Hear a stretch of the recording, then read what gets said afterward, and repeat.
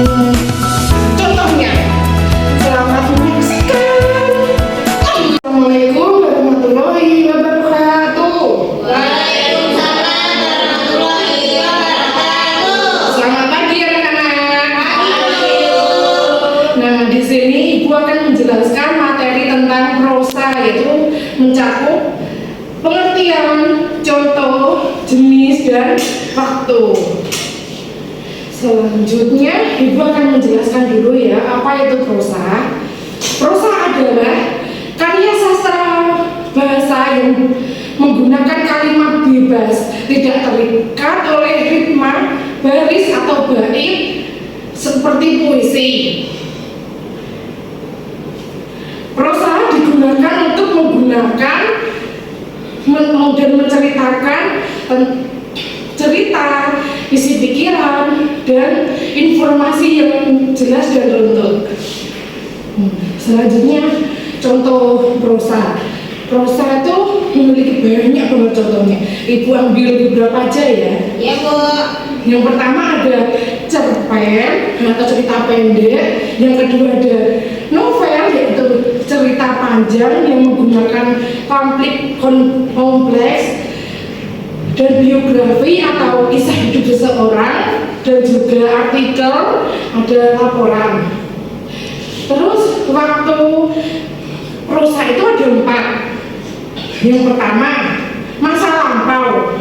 Masa lampau itu adalah masa menceritakan masa dahulu, atau contohnya ada zaman dahulu gitu. Biasanya itu ada di cerita genda, dongeng, cerita fabel, seperti itu. Yang kedua ada masa sekarang. Masa sekarang itu menceritakan masa kini, masa yang modern ini. Contohnya cerita cerpen yang mengisahkan seorang pelajar yang kekinian gitu. Terus selanjutnya ada masa depan, yaitu yang menggunakan imajinasi atau fantasi seseorang. Contohnya cerita fiksi ilmiah. Terus selanjutnya ada cerita, ada masa tidak tentu, yaitu masa yang tidak diketahui waktunya kapan dan tidak jelas waktunya gitu. Contohnya ada cerita Cinderella. Terus yang selanjutnya, materi selanjutnya itu ada jenis prosa. Jenis prosa itu ada 2. Yang pertama ada cerita prosa fiksi, yaitu menggunakan imajinasi dan fantasi yang berlebihan, atau gampangannya itu tidak masuk di akal kita gitu. Contohnya itu ada novel, ada dongeng, ada genda gitu. Terus yang kedua ada cerita prosa, yaitu non-fiksi. Non-fiksi itu adalah menggunakan kalimat fakta dan nyata, dan diakui kebenarannya, tidak bisa dibuktikan kebenarannya. Contohnya itu ada biografi, ada laporan, dan ada artikel. Gitu anak-anak, sudah paham? Paham. Nah, jadi itu ya anak-anak pemaparan materi Ibu tadi. Gimana, udah ada yang paham belum? Apa itu tadi prosa? Paham. Nah, untuk Nak Zakia, prosa apa tadi? Prosa itu, Bu, karya sastra yang disusun dalam bentuk bebas, tidak terikat oleh irama, rima, jumlah baris seperti puisi. Nah, dan digunakan untuk apa? Digunakan untuk menceritakan isi cerita, isi pikiran, kayak gitu-gitu. Nah, dan informasi yang jelas dan yang jelas dan runtut. nah, begitu ya Mbak Zakia.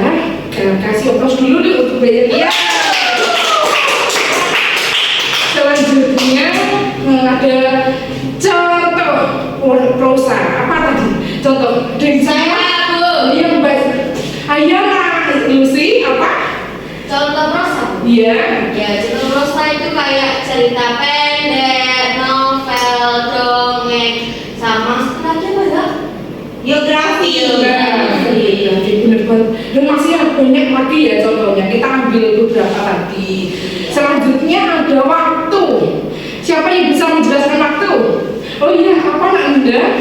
Waktunya ada masa lampau sama masa kini. Masa lampau itu kayak pada zaman dahulu, kalau masa kini ya sekarang ini. Iya, kayak untuk zaman modern ini gitu. Terus ada lagi waktu masa tak tentu dan waktu masa depan.